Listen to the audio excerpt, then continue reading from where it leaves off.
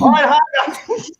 And this is a fairly impromptu thing. We were talking about board games one night on, where were we? Were we on Voxer or Discord? We were talking about this, board games. It was on Discord, and then I found out Sarah liked board games, so I wrote and we're like, you know what, let's talk about board games. So we're going to talk about board games, our top 5-ish. There is no way on the face of the planet that we all get through all 5 of ours. You saw me and Michael Nipp's top 10 RPGs. It took 6 hours almost of content to get through them. So there's a 0% chance we get through all of them. So just look for wherever the other one is, wherever we say it is. But for today, we're at least going to get through at least one, try to get through 2 apiece, and see what we can do. Depends on how long we talk about them. We all love board games. Hopefully you also love board games. If you only like Parker Brothers or Hasbro, you don't really like board games. I mean, it's fine. There's nothing wrong with those, but that's not the board games we're talking about. If you're like, no, I like complicated board games, and you're like, I'm like, okay, which one? You're like, Catan, and it's like, well, I mean, you're almost there.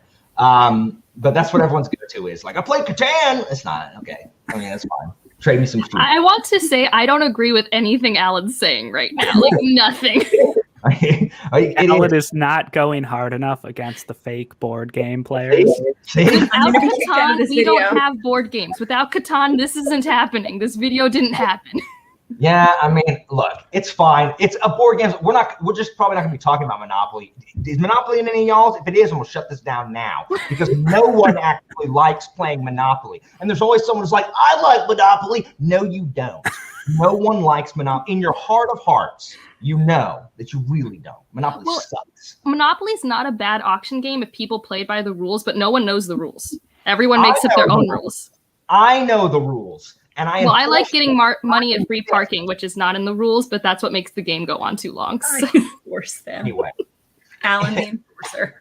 Anyway, I do. You play by the rules. I'm shocked. If you're not aware, a lot of games can be divided into 2 categories. Euro games, which is for nerds, and Ameritrash, which is for people who like cool stuff. You can guess which one I am. I like games that are fun. Eurotrash gamers like spreadsheets and to do this and be like, well, judging by the calculations, this would be the best move to make. I like games where your fate is decided by the roll of a die. I really like thematic games, really. There's actually nothing wrong with Euro games. They're fun. I just prefer really thematic games, as you'll see. Anyway, enough of my nonsense. I'll let this illustrious panel introduce themselves, starting with Angela. I'm Angela. My channel is Literature Science Alliance. The first thing I ever watched on YouTube was only board game content, and I would have done that instead of book content if I had money, because that's an expensive part of YouTube because you need real fancy cameras and you always need to buy new games, and books you can get from the library, so it's like way easier. But I love them. I am for sure more of a Euro gamer, although I do like a good Ameritrash, especially if it's tactical. Like if you have to respond to changes based off a die or something, it's like, oh, now the situation has changed. I must adjust my strategy. I'm good at that. I have lots of friends who are really good at strategy, and I hate them because they are the spreadsheet people, and I can never beat them because I don't want to think 20 moves ahead. I don't want to do that.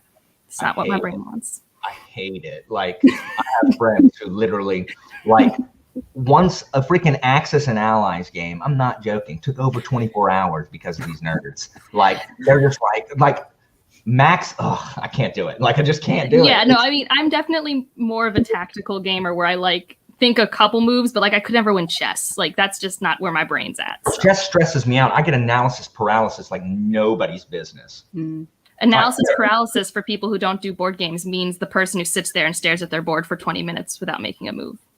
While also, you must understand, this person also yells at everybody to hurry up because they're taking too long on their turn.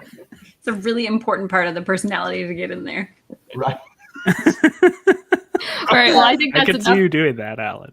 My brother yells at me all the time. I'm like, run. I'm like, are we ready? He's like, no. I'm like, y'all hurry up. And then he just goes. He just stares at me because I was the one, taking 15 minutes for my turn on the last one. All right, Sarah. My name is Sarah. My channel is Sarah Reads. I am the nerd Alan was talking about at the beginning of this video. I really like Euro games. I like thematic games too. I think it's a good mix. I've been stuck in my house with only my husband for a year plus. So really, I've only been playing 2-player games for a really long time. But those can be fun too. And like Angela said, it's a much more expensive hobby than reading books. So it's been a while since we have bought any new games, but hopefully I'm going to get some recommendations from you guys. Nice. Greg? All right. Yep. I'm Gregory LaPerche or Gregory or Greg, whatever. One of those names. Yeah, I'm usually a Euro game player as well. I wear glasses. That's why. I should have kept mine on. Mine are in the other room. Yep. And yeah, I had a board game buying problem. I thought this was a board game buying anonymous meeting, but yeah. Yeah, it was a trick.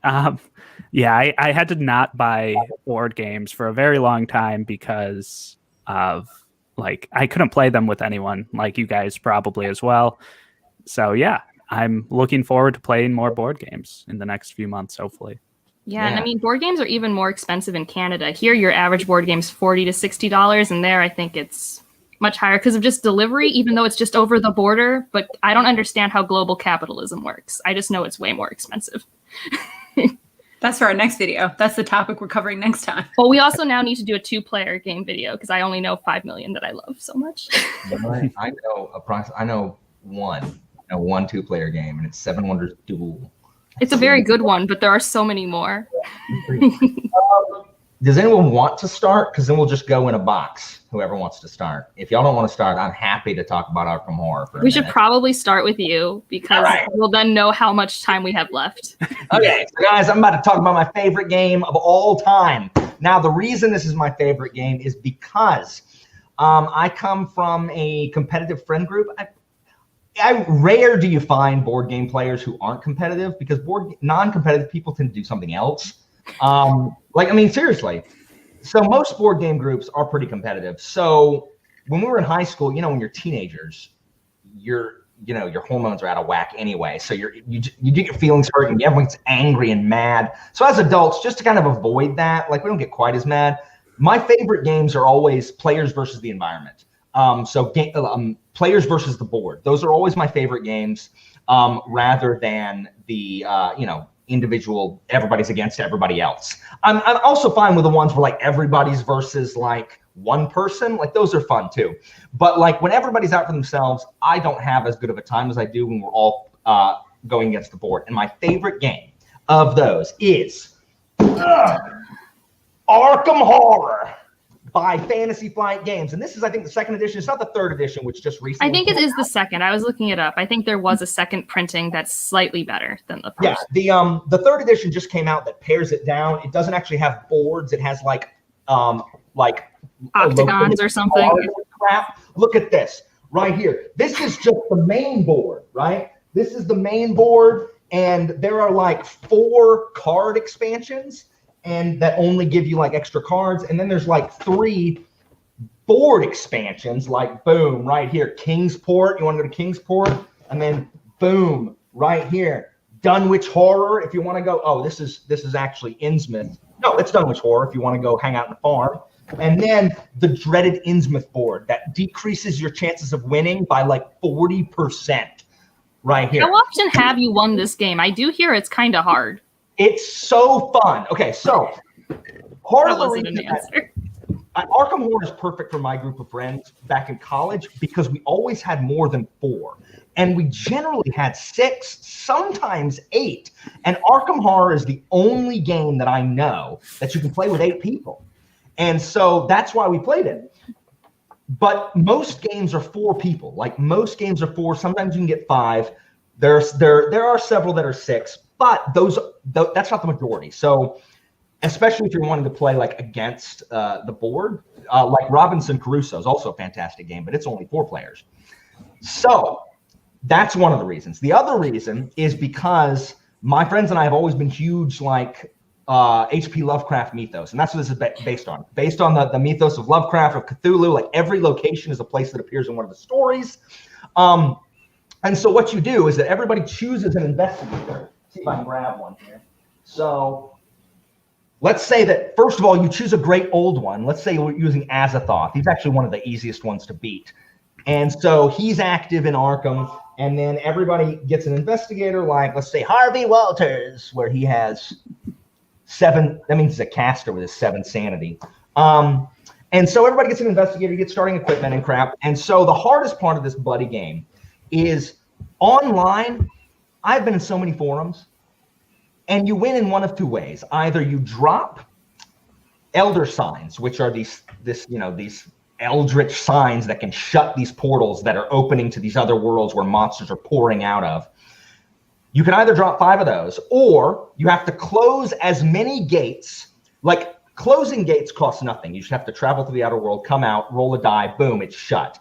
You have to spend like 5 clue tokens, which are used for like extra rolls or bonus die and things like that. But they're hard to get, and you usually end up spending them because you botched a roll somewhere else. So no one ever has 5 clue tokens to shut one down. So you either have to have 5 of those elder signs, or shut down as many gates equal to the number of players with no other gates on the board. The problem is a gate opens every freaking round. So it is so hard to win this game. And people online are like, yeah, I don't know why you guys just aren't using the clue tokens to get your elder signs. It's like, because we're using clue tokens to not die. Like, what easy version of this game y'all playing where you don't need clue tokens? Well, just get good. Oh, you're right. I should control the fate of the die better than I'm doing, you freaking nerds. Isn't this also the game that has a card that just insta kills you or insta sets you back or something like that? When you're in the outer worlds, depending on which one you're in, so when you're in the outer worlds, your encounters become color based, and the red cards are the worst. So if you're in an outer world where Cthulhu lives, there's one that says, hey, you're devoured. There are cards that just instantly say you're devoured, and if you're devoured, you're dead. Like, you can't just resurrect at the sanitarium or the hospital. No, you have been devoured by a cosmic evil. You are dead. You're gone completely. You can start again if you want as a different character. You're so behind at that point. And the challenge comes there while you're trying to get in these gates and then go through and then close them. Monsters are pouring out and they block your way. And you can buy equipment, but your starting equipment is random. You start with random items and then some standard ones. But every time you engage an enemy, you have to make a horror check. And this is what makes the game so hard. You have to roll versus your will stat, because each of those character things have stats. You have to roll versus your will stat, or else you lose sanity.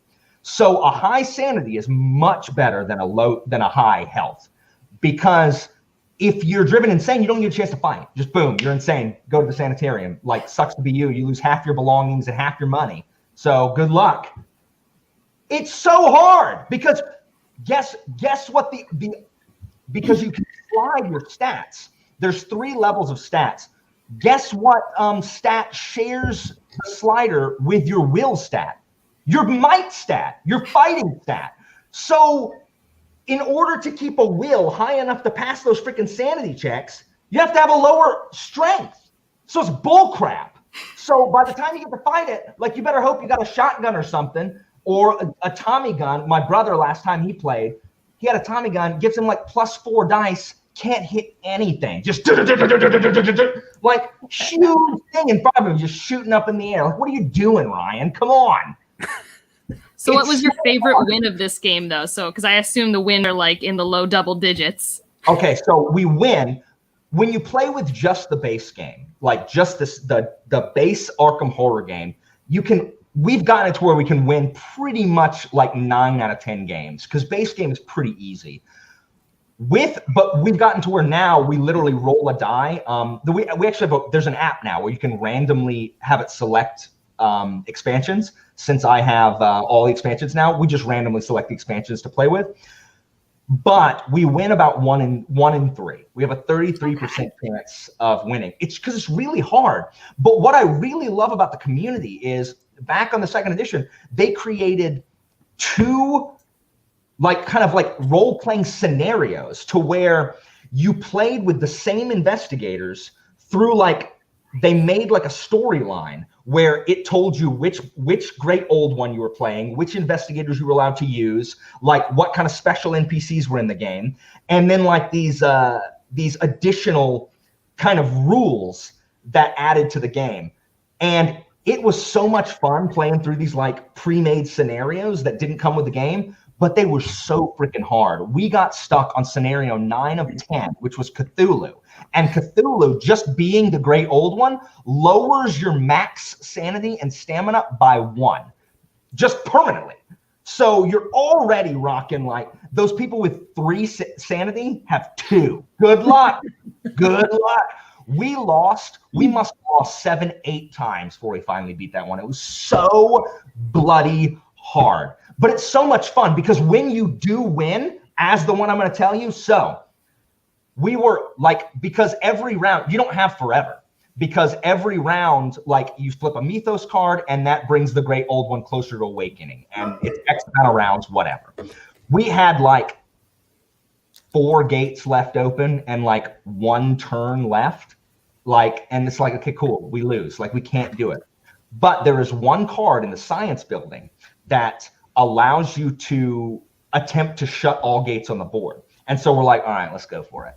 And so my buddy goes to science building and, there's 16 science building cards. So we're banking on it. We're hoping that he draws that one. Sure enough, he does. And we're like, okay, go. And then he has to roll for each gate. He rolls for the first one, shuts it down. We're like, oh my gosh. He rolls again, shuts it down. We're like, oh my gosh! He rolls again, fails. We're like, burn a clue token, burn a clue token. Gets to re-roll, shuts it down, has no more clue tokens. Everything. We win on this next roll. Can he roll? Because you only succeed in a 5 or a 6. So can he succeed? He rolled it last turn of the game. Last turn of the game, shuts that final gate. It gives us enough to win. It's the greatest victory, and it just feels so sweet. That's why I like these games, because they're hard. And yeah, it's 3 hours lost of your time if you lose. But you made a story with your friends. I think they are really good when they play out super well. You have to have a group like that, though. I think I've met a lot of gaming friends in the wild, and it takes you a while to trust people enough with that much of your time. And when you're vulnerable in these high stress situations. Oh yeah, absolutely. You can't play with a rando and because the worst thing that ever happened is one of my friends had they were playing the violinist, which is kind of a clue token machine. She makes one every turn. She had I'm not joking, 20 clue tokens. She's in the outer worlds, draws a card that says you need to pass this check or you're lost in time and space. Or if you're lost in time and space, which just means you get booted out. If you're booted out in the outer world, you're devoured. So suck it. She failed every single roll, literally over 20 rolls she failed. And we're just you suck, you suck, you suck. So that's what we do when people fail rolls, and you can't do that to randos. Yeah. If you're playing with someone random, you can't be you suck. And the longer you hold out the S, the more they suck. So just so everyone knows, this isn't in the rule book. This is just if you play games with Alan. We do it all the time. You suck. You suck. Anyway. Yeah. Joining Alan's board game group sounds like joining a fraternity or something where you just have to get hazed relentlessly. You do. There's no coming back. It's so much. It's just so much fun. It's my favorite co-op game. Definitely. I prefer co-op games. Ever. So that was about 15 minutes. So we're probably gonna get one game of these guys. I don't think I'll have this. I don't know about everyone else, but I feel like my first game, although I love it, I don't know if I'm going to be having these story time hours. But it also depends if any of us have played it and like it, because that will extend it indefinitely. So anyway, Arkham Horror 3rd edition sucks. I have all the expansions for the old one. It's so much fun. I haven't played it forever because again, the older you get, the harder it is to find multiple people to make time, which makes me so sad. Because, guys, if I can find a way to play Arkham online, will y'all play Arkham with me? I will play it once with you because I trust you as a storyteller to make it fun, win or lose. So fun. And I'll say, Angela, you suck. And I will accept That's it. why I want to be there. Yes. Yeah. Also, a game you might like that might scratch the itch, but you can play with maybe like just your wife or one other person is Mansions of Madness, and it's all app run. I have Mansions of Madness is fun too. I don't have second edition, which is the app run one. Yeah, you should get the second edition one. It makes it way easier. Yeah, it is. And it's like, you know, do you like, because I know you like D&D, so do you like Call of Cthulhu as well? The tabletop game? The role-playing game. I have I have several Chaosium COC books, but I've never had a group to play Call of Cthulhu with. It's hard enough to get a D&D group together. It's harder still to be like, hey guys, you know what? Let's just learn a brand new set of rules. This is fair. It's just really hard. I like having them, and I've taken elements from there. Like I really like, because of my fandom of Lovecraft, I really like madness and sanity and like those kind of things that they use in kind of Ravenloft and D&D. So I have taken like mechanics, like sanity mechanics and stuff, and put them in my own games before. And transfer them over. And are you the DM when you play D&D? I imagine so. I've been the DM since 6th grade when I started playing D&D. I'm not surprised. I'm just like, first of all, I have a really chill group who's like, you know what? We don't want to do it. Like, you do it. Like, it's so much work and everyone is so ungrateful. So I'm sure they're grateful, but you just tell them they suck all the time so they don't feel like saying thanks. Every time they meet an NPC, they're like, oh, Alan, we like this NPC. They're like, he's going to betray us. He's going to betray us. I'm like, it's not. They're like, yeah, it is, Alan. Like, don't even lie. It's like, he's going to betray us. It's like, no, he's not. Like, I feel like I've been conditioned, because when you go through med school, people tell you suck all the time. Oh, good job, Sarah. That person's dead now. Like, you're oh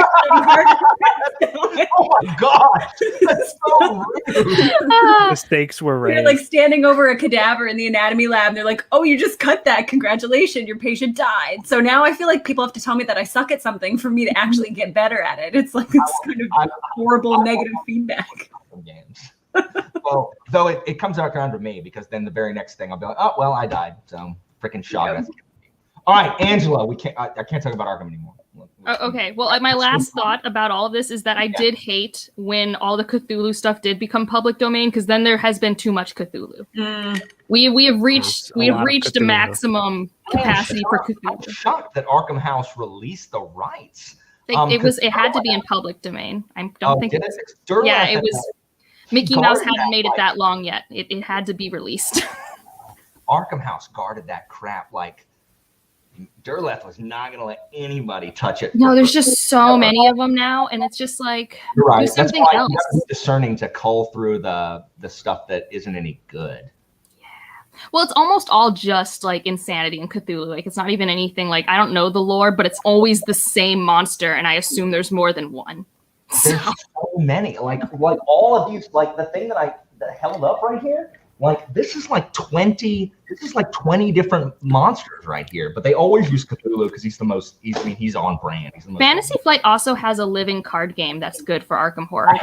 I have the first one. I've only played it one time because we're in the middle of Gloomhaven, so I can only grab them again. I get them once every other Tuesday, and currently it's open, so. All right, Angela. All right, but mine has nothing to do with Cthulhu. It barely has anything to do with the theme the game pretends it is, and this is A Feast for Odin.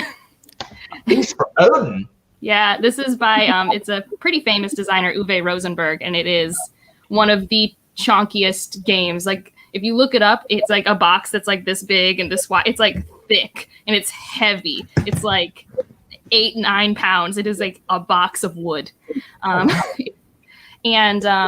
In theory, this is a game where you are. Oh yeah, here, Greg has the box for you. That's just the base game, and you need the expansion. I only like it. It's only on my list with the expansion, which makes it better. What's the expansion called? Norwegians or something.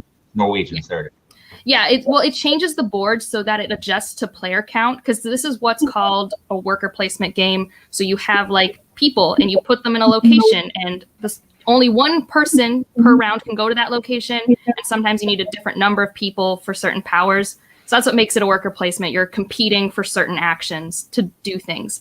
And in theory, you're Vikings and you need to feed your people, but you also want boats and you also want to go pillaging and you want cows and stuff. In theory, that's what you're doing. In reality, it's Tetris. But it's I see where you're trying to place the little the tiles. Well, so there's what I like about this game and why it's on my favorites is I have played it at least 10 or 15 times, which is a lot for a board game, because in the board game hobby, it's always like shiny new thing, go to a new thing. Yeah. Why play an old thing? Because there are so many paths. Same thing. Well, okay. You're a rare one who's played Arkham Horror more than 5 times. I have probably played over 100 games of Arkham Horror. And that's not a normal thing. But so yeah. Well, so for V's for Odin though, it takes you a long time to kind of learn the game, which is fun. Like just like yourself learning, how do I optimize the situation? And then each game you can try a different path. And like, I don't know, I've just gotten better at learning what to do. And it is, unfortunately, besides the worker placement, so this is a pro for me, but a con for people probably who are more competitive or whatever, is like, you don't really interact with other players. You're like doing your own puzzle. And like you're with other people and people could take spots away from you. But it's rarely like in a competitive, like, mwahaha, I have blocked you from doing this thing because I have been keeping track of you and everything you're doing. And that's not what's happening. If they take a spot, it's because it's an advantageous spot for them and you sucked. Although in later rounds of the game, I drag that out of Angela. It's you sucked. Yeah. Well, because there's this one action that gets really important by the end of the game to give you lots of points. So you get boats. And in theory, you can emigrate. You can go to other islands. And you get more points if you do that. But there's only, in the expansion, there's only 2.5 slots where you can do that. So each round, only 2 people could maybe go there. One costs 4 people. One only costs 2. They both cost money. And you get a lot of points for doing that action. So in the end game, in the last couple rounds, that becomes really important. So like, but you might still want to use that boat for something else. So you have to balance, okay, it's my turn. Do I go flip it over? Or do I try to do this other thing with my boat to get more points this way? Like, there are those balances for those things. Yeah, Alan? Is it asynchronous? Like, do you all start with different, like, is your little table or your space for things? Are they different sizes or different shapes? Everything's the same except for one thing. You get a different career card, which you can completely ignore. You have to, like... Though, right? What'd you say? The islands are different, though, right? Like the Isle of Man. Yeah. So you start off with the same homeland and the same materials, and you get a career card that you still have to play to activate, but might give you a special persistent ability if you choose to play it. You can also turn it in just for points if you're like, this is dumb, I'm going to do my own thing. But yes, there are always islands and different sheds available. And actually in the expansion, you have an artisan shed. So that's different. And you can choose one side of that to build. And the islands are the most different thing. And people who are newbies are always scared to get the islands. And I'm here to tell you that the islands are where it's at. Ignore your home board. The board has all these negative points and they scare you. You're like, oh no, negative points. I need to cover them. Accept it. Go get the islands. Because those have negative points but have positive points on them. And they're cooler. But... I don't know. I love the game just because, like, every time I play it, I it's a new puzzle, and like I never feel like I know like the way to win. Like I've become more consistent as a player for myself, but sometimes I'm like, oh, I just want to get all the cows this time. I want to like do a lot of animal handling. Other times I'm like, I'm going to be raiding. I want to pillage and get my stuff that way. And I say this like it's thematic. It's not. It's just a matter of like what color tiles I'm going for and what things I'm picking up. It's probably one of the more realistic takes on what it's like to be a Viking, but it's not the cool stuff we think about in terms of being a Viking. And there is a thing that annoys all of us who play it. So the colors go from orange, red, green, and blue in terms of strength of tile and versatility of tiles. And it starts off with like orange is like all like plant food. Red is all like animal products. And in theory, it goes to green, which is supposed to be materials you made from the animals, but like none of it makes sense. Like if you look at one shape and how it evolves, you're like, how did we get this from that? Like, why is there this squirrel from this like fish? Like, you're like, how did this happen? It's a weird upgrade system that you just have to accept, but it makes it very clear that it's not thematic. It's expensive. Yeah. So this is it's one a big like box. Yeah. And like, I really do think that you have to get the expansion, like, to make it really good. Like, I didn't love it as much without the expansion. And it's why, like, everyone else has their games with them. Mine's with my mom, because in Boston, I have 2 friends who love this game too and have the base game with the expansion. And they're the people I play it with. So me having a 3rd copy in the same city is dumb. Yes. And my mom will play any game I give her. Like, I've turned her into a board gamer by pure, like, she likes it, but also she just likes spending time with me. So I've just like coerce her. And she's an engineer, so I know she can do it. I'm just like, come on, let's go. So your children don't stop manipulating you when they grow old, is what I'm learning. It depends on the type of child. My mom encouraged my manipulation, is my opinion. Once I stopped doing temper tantrums and learned logical manipulation, it was over. It was my key mode. When it really started happening. But yeah, no, I really like it. It's definitely like, I don't like to gatekeep anything, whether it's like books or board games, but this is definitely like, if you want to be one of your first worker placement board games, have someone there who really knows the rules, because like the rule book's not good. And like, there are like online how to play things, but like it would be helpful to your experience to have someone there who at least can answer all your questions. Right. But like, it's a lot. It has a lot of moving parts, and it's like a 2-hour game. Like, it takes time. Yeah. Anybody, like any game that your group plays, someone should know the rules. Ideally. Yeah. Well, because otherwise it's madness. Mm-hmm. Yeah. Absolutely. Yeah, and I think, Greg, it was with you, right? Like, we both like reading rule books for our game books, right? Me too. Yeah. It's rule books are like tough to read. Watching a YouTube video or whatever helps, because it's like, oh, these things right here, like these components go here. I always find the YouTube videos are more helpful to me after I've read the rule book. Like, I read the rule book and then I watch the YouTube video, and then everything, like, I know what they're referring to. Mm-hmm. Like, everything makes way more sense. Gregory, what's your experience with this Odin game? So I own it, but I haven't played it. But I love Uwe Rosenberg, who like made the game. He's like, worker placement games are my favorite type of Euro game. Mm-hmm. And yeah. So which one do you like, Agricola or Caverna? Because those are the other ones. Yeah. I haven't played Caverna either, but I've only played Agricola, and I love that. And and I just love like a bunch of worker placement games. I'm going to be talking about a worker placement game very shortly. Also, what's random is, so like this designer specifically, he gets like connected to an idea and a design and like does it to death in his line. So before he was known for heavier games, he made the card game Bonanza, which is sold at like Targets and everything. It's that yellow box with the beans on it. And it's like a card game. And he was really well known for that type of card game. And then he got into like worker placement with Agricola, and then he wanted to do tile placement with Feast for Odin, and made like a whole bunch of tile placement games like Patchwork, which is another like common 2-player game people talk about. He's just like an interesting human. I want to go to board game conventions and maybe meet them, but then I was stuck at home for a year. So. I'll go with you if there's one in Boston.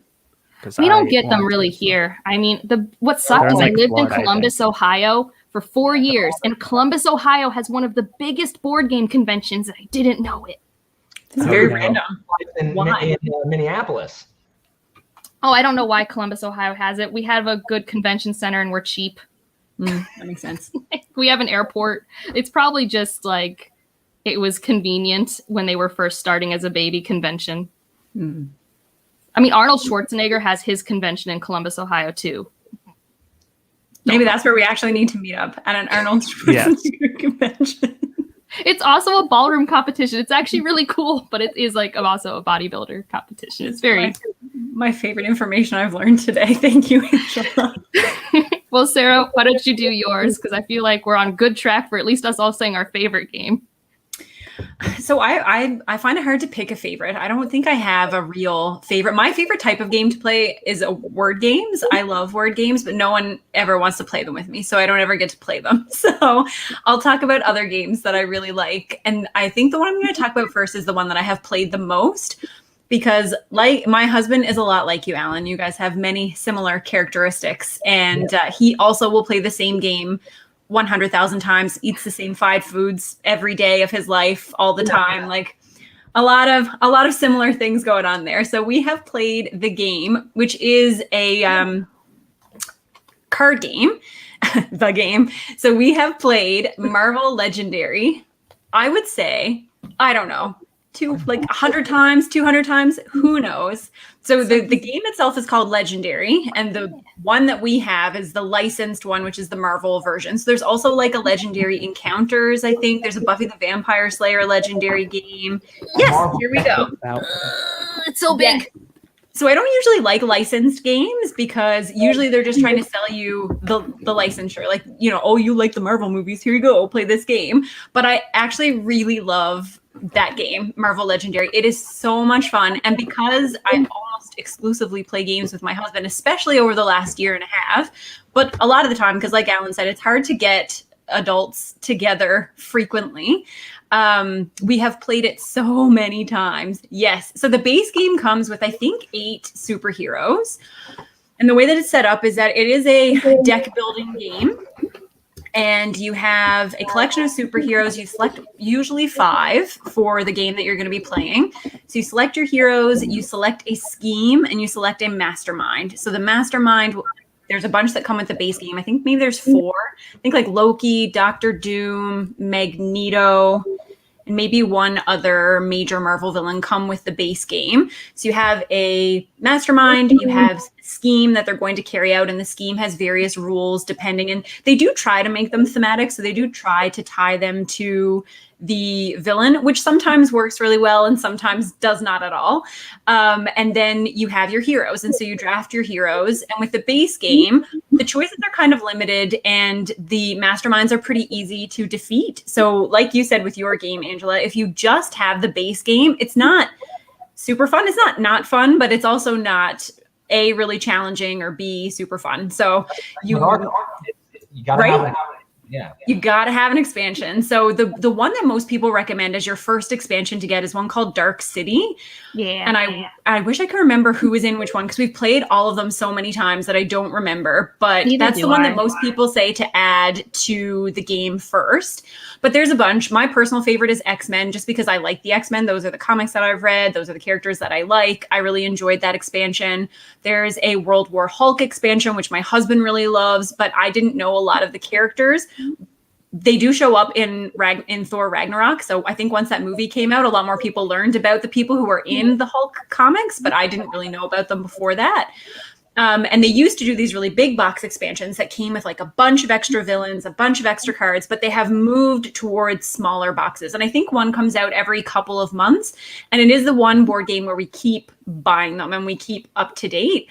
And they are various levels of fun. So I think part of it depends on, well, A, you have to like Marvel. It's going to be hard to invest this much time into a game if you don't like comics, if you don't know at least some of the background, because there's some really random characters who show up that if you don't have any idea about kind of the extended Marvel universe, you're gonna be like, who is this? Like, what is this? And they're comic book characters, so some of them are really ridiculous. But they do try to keep them thematic. They do try to make the mechanics that you use in each expansion fit with the theme. And the mechanics are constantly evolving. So you start off with a very basic deck building game, but as you integrate more expansions, you start to get mechanics that become a little bit deeper and deeper as you go on. And so once you get up to the newest expansions, if you're integrating cards from all of the different games, then you're getting a bunch of different mechanics that you can use. And so you do have to keep track of a lot of different things, and it can make building the deck a lot more fun. I really like deck building games, probably because I was a big Pokemon fan when I was young, and I used to play the Pokemon card game a lot when I was a kid, and an adult sometimes too.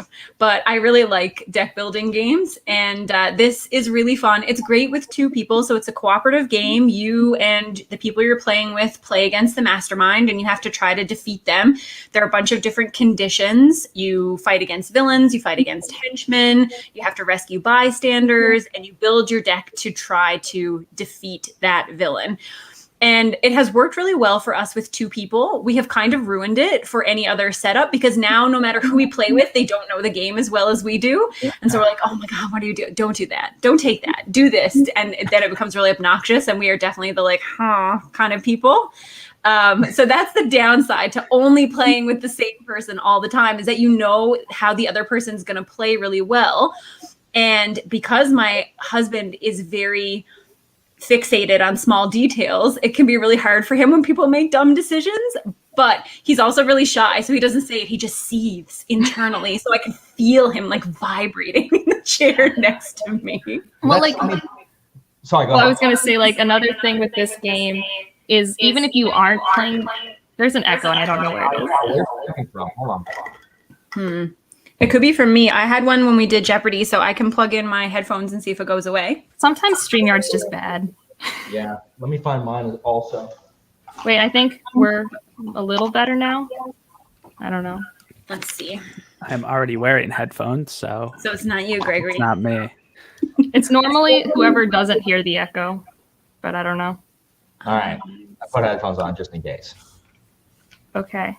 Well, I don't have headphones on. I'm not cool. I No don't own echo. these Yeah. things. My husband But what I has was a going to giant say head. is like, so I started playing this game as a 2-player game because it was just with my significant other, and it's a fun like co-op, and I love deck building. Deck building is like my favorite thing, and I guess this is different from like, well, it's different from Magic the Gathering and Pokemon where you like make your deck and then there's a game. Like this is a deck building game where you're consistently building a deck as the game progresses. Like you never have a finished deck, if that makes sense. Yeah. Which that's my favorite, and it's very tactical, and like your deck is ever evolving. But Yes, you have to whenever- recruit people to your team. So you have to recruit superheroes to your team. But whenever we got to 4 or 5 players, what was an easy mastermind is suddenly impossible because the game does not scale the difficulty well. No, it does not.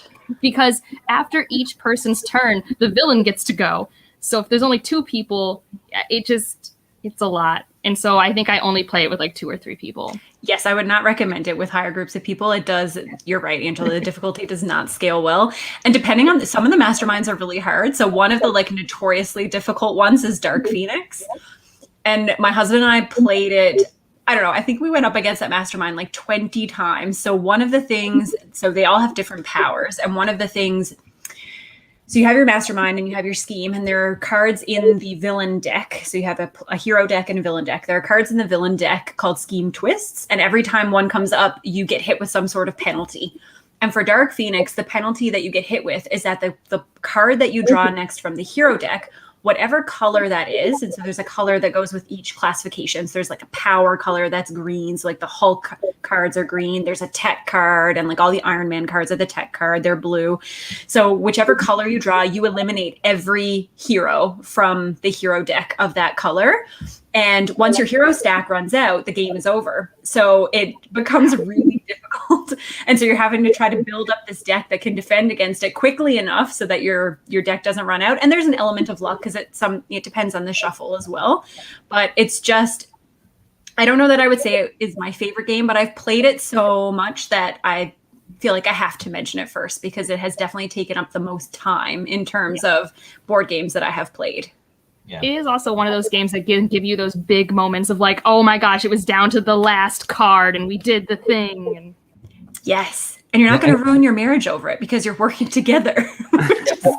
Co-op games are you always run the risk when you have people coming in who don't know the game as well as you do. This happens in Arkham all the time. Yeah. Your rounds are limited. So you're all going to win or you're all going to lose. Mm-hmm. So you can let newbie McGee go investigate freaking Thelma's Diner when there's a gate to the abyss open, or you can be like, hey, bro, you're the only one that can get to that gate this round. You should go in the gate.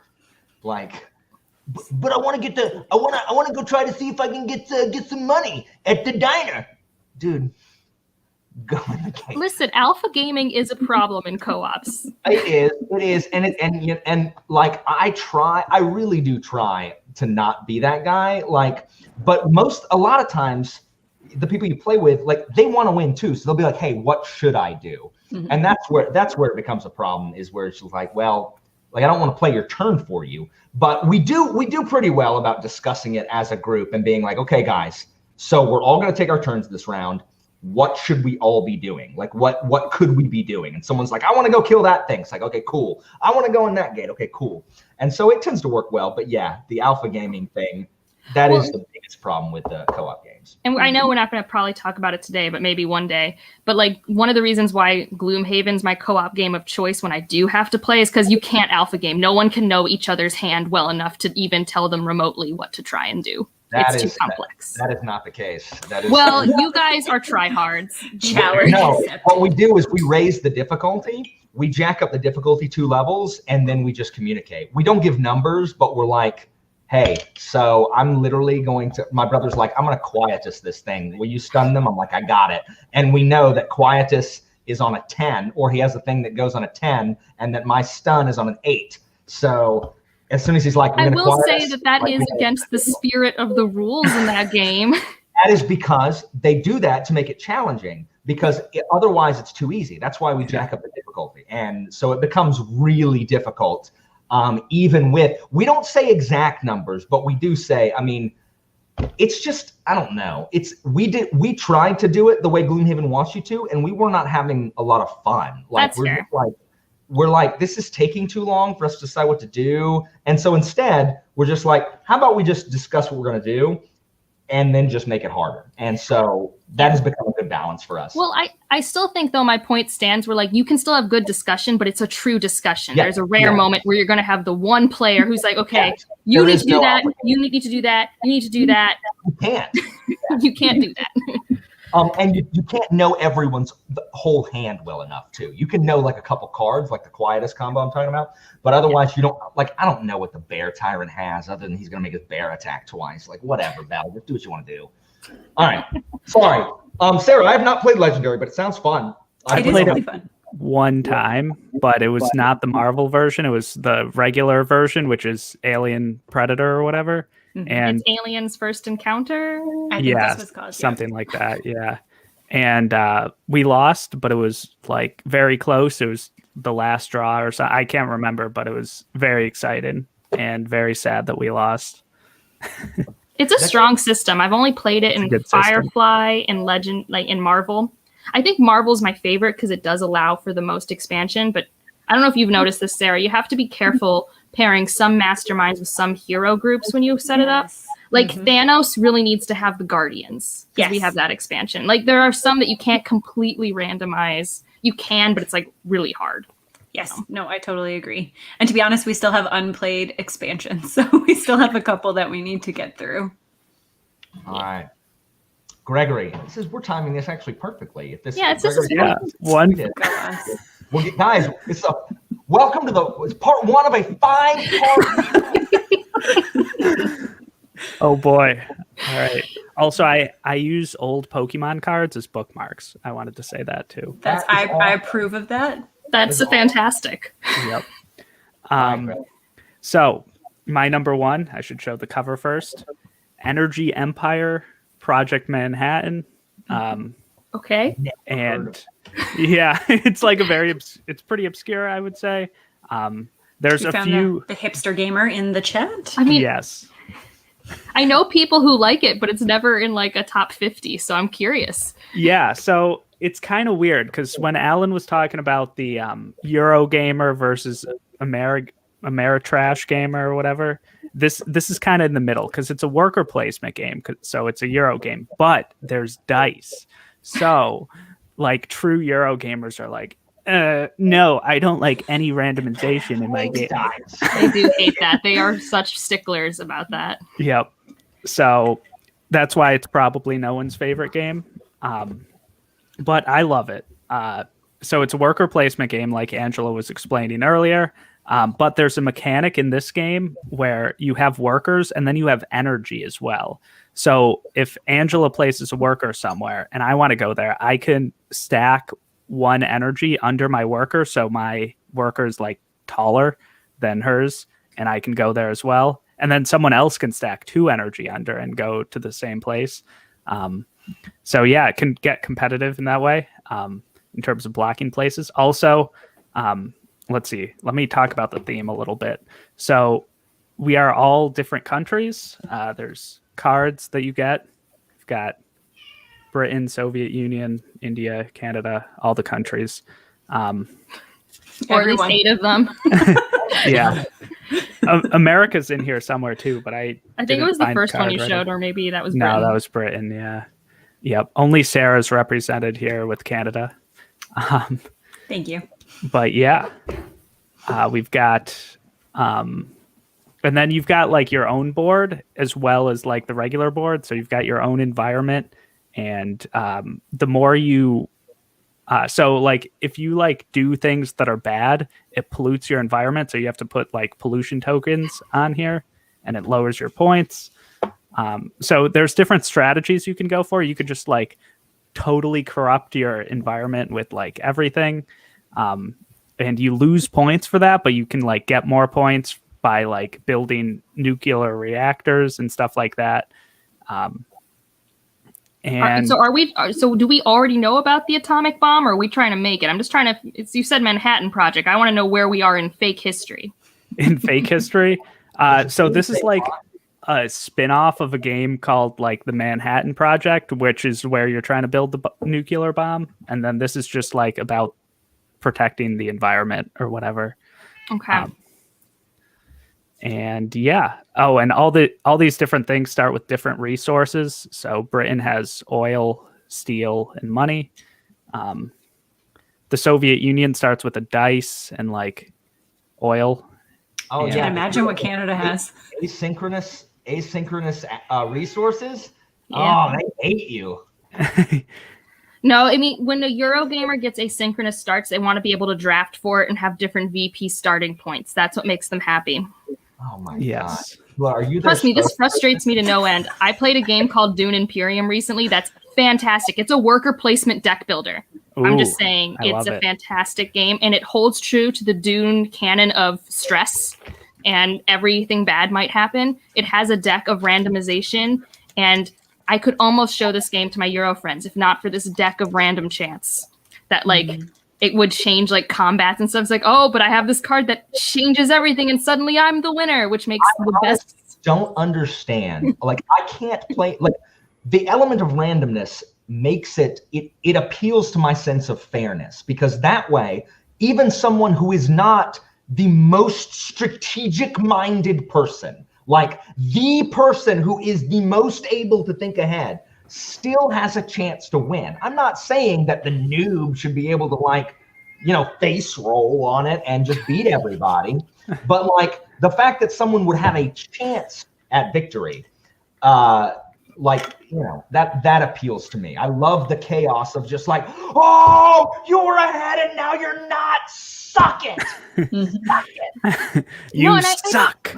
And I like when randomization can help add to the storytelling of a game. Like, it's not my favorite game, but there's a Game of Thrones board game that honestly, if you play it, really follows the arc of the book based off who has advantages early in the story versus later and where the chokehold points are. It happens similarly in Dune. Like, I like when that happens. I also personally feel I am less upset when I lost to some kind of random roll of the die. Like I would rather lose to something that was not in my control than be like, well, I guess I just suck. Like, I guess I'm just an idiot. Like, oh, well, the stupid cards. Like, oh, well. Both my board game groups have super smart people, so I have to accept I'm an idiot most of the time. But sometimes I make them play tactical games. And in those situations, I do well. I'm really good on my feet. We're getting to know a lot about your psyche now, Alan. There's a lot of psychodynamics going on here. We're learning about you. I would love to hear your breakdown. I still love that you claim you're not competitive. You literally play cooperative games because you're so competitive. It wouldn't be fun to play a competitive board game. That's my friends. My friends are competitive. No. I am the peacekeeper. As the friend group leader, I am the peacekeeper. I have literally heard you talk to Michael Knipp and say, well, how do you tell someone you're better than them in reference to video game stats that don't matter? Yeah, if you don't play a game that you can't get a platinum trophy on, how can you like flex on people? Flexing is an act of competitiveness. No, it's establishing dominance. Isn't that a part? I mean, I'm not a biologist per se, but I think that's a part of competitive things in biology. I really don't like being competitive. Okay. And so, like, I don't enjoy being competitive, but I do. I'm less competitive than I used to be. But yeah, when it comes to like board games and stuff, I mean, I am competitive when it comes to board games.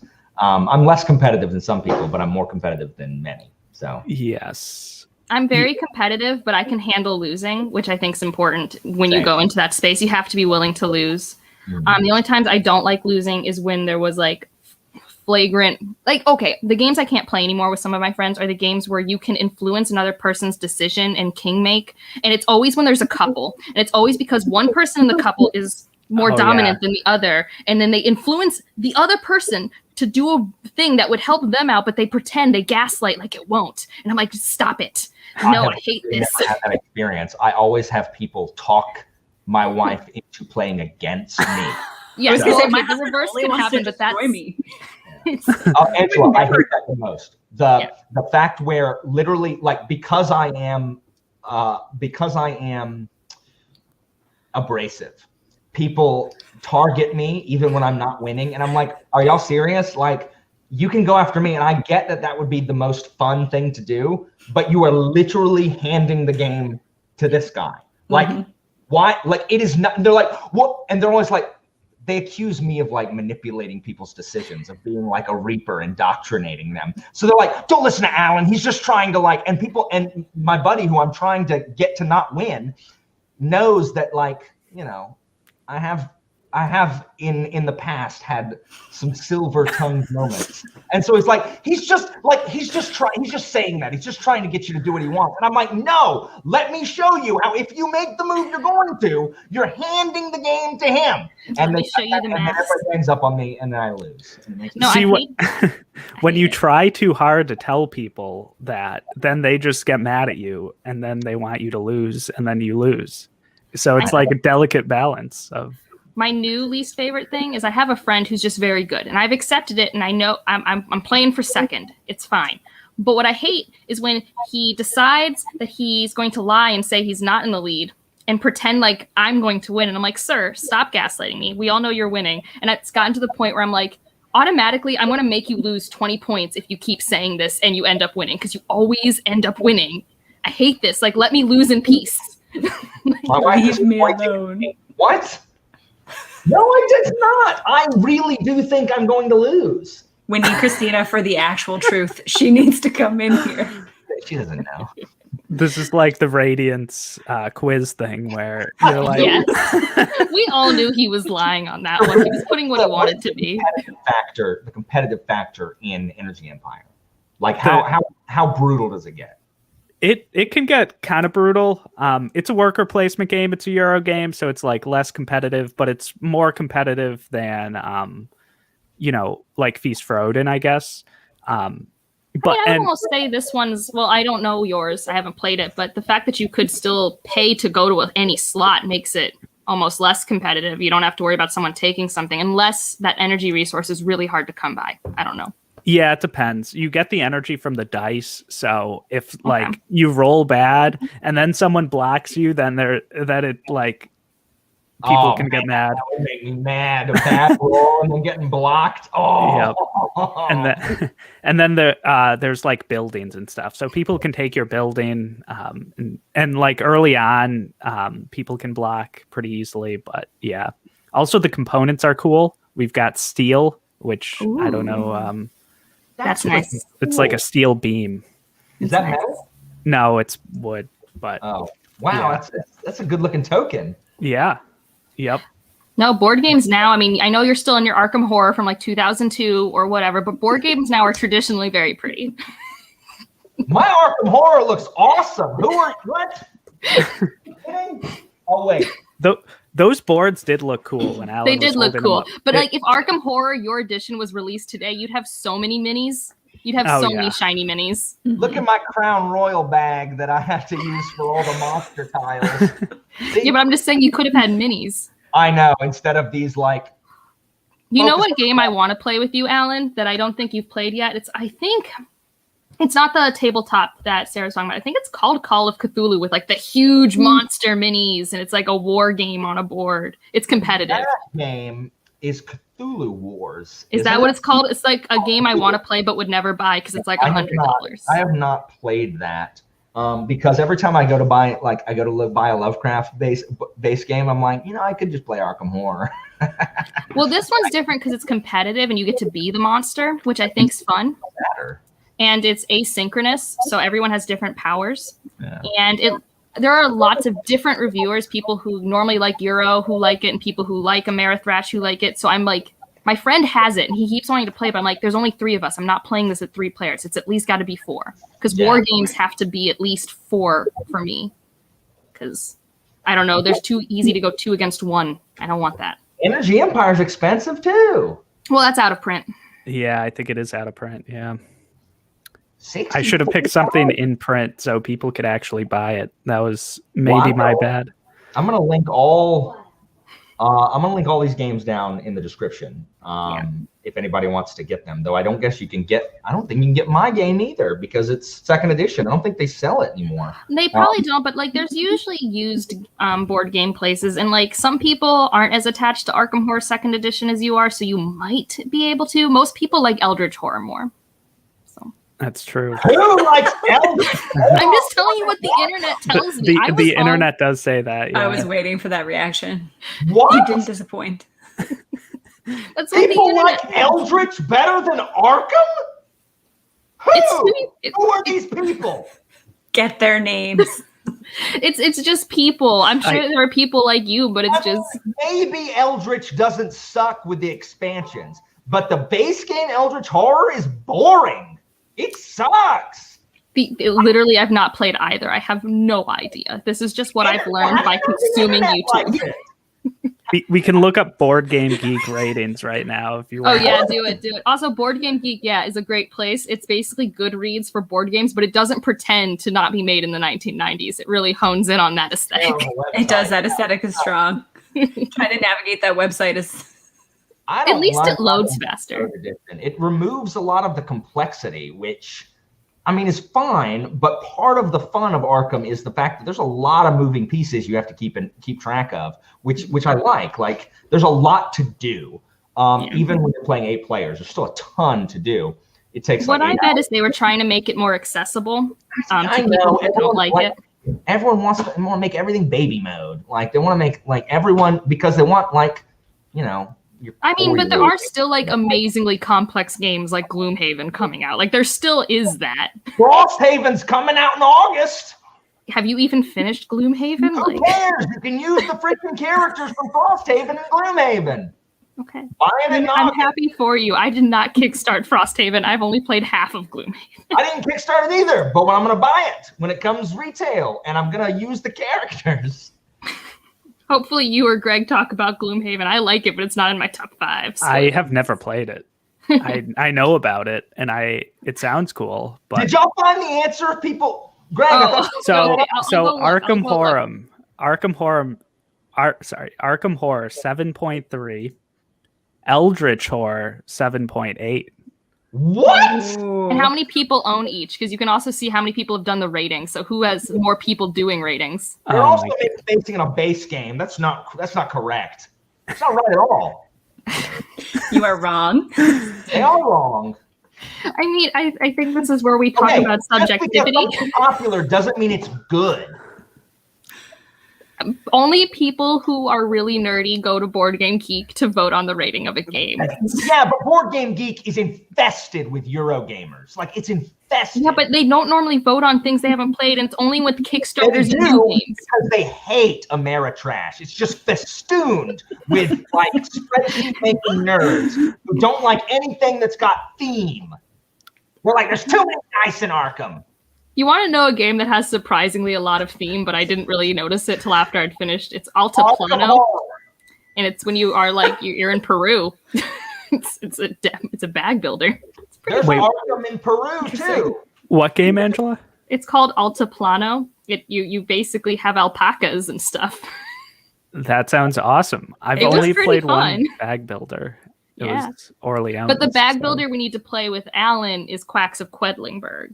Or something. I can't pronounce it, but that's a push your luck game. The whole point is to explode your Pokemon. That's fairly new. I've heard that it's good though. Oh, it's fun. I'm very bad at it, but it's fun. You should not explode the pot. That's not how you win, but you always do. The game that I have ever been the worst at. And why it's better than Arkham Horror? You don't know. I didn't know Alan didn't know this. These nerds on the internet. Arkham Horror Second Edition is so much better than Eldritch Horror. Like, I don't even know what they're talking about. I mean, I think they're different. One's a global scope, right? And one's more local. Is that an incorrect statement? I mean, yes, but they play differently also. And well, then if they play differently, just some people like the other play style, Alan. It's okay. It's not okay because it's spreading slander that it's superior. Okay, well, I'm so mad right now. I'm literally going to spend the next 2 hours scouring the internet for these articles. I cannot believe this. There's going to be a board game writer from like 2011 who wrote a lot of articles about the differences between Arkham Horror and Eldritch Horror, who's going to get a lot of angry emails. Also, in 2011, they might have just made a YouTube video. Like, that was more common in board game than like blogging. Yeah, that's true. I said he's going to vanish, and my wife went, honey! Cops aren't going to show up. Don't make your threats on the internet. I hope, anyway. Guys, we hope you have enjoyed part 1 of 5. Are you excited for what's to come? I am. If you guys enjoyed this, please share it with your board game loving friends. If you want to weigh in on the Eldritch / Arkham Horror debate, weigh in down in the comments. If you have played any of these games, weigh in. If you, like me, are an Amerigamer, weigh in, or you can join my 3 Eurogaming buddies here. I think we should also make the distinction that this isn't, like, it's basically also named that way because these were where the games originated in, like, the 80s. Yes, but please note how derogatory the term for American games is. Eurogames versus Ameritrash. You know what? There's a whole group of games that exist that are very good that are from Japan, and they don't even get named. They just get put in the Euro game bucket. That's because they're a bunch of card games, usually, right? No, they're not all card games. They're really cool, and they're different strategies because, like, different cultures think of different ways to torture their friends in competitive sport. But like Hanabi. No, that's the one I like. That is this one. This is from Japan. Hanami Koji. That's how you say it. I wasn't going to try. I might have that, or it might be something else. I don't even know. Well, this is just a really cool 2-player game. I really like it. Right. Wait. So I'm trying to wrap this up. I could talk about board games for so long. I'm so sorry. I think we all could. Where'd Gregory? Where'd Gregory? Where'd he go to? I don't know. You can't hear us. Oh, I found my Japanese game that has a different name.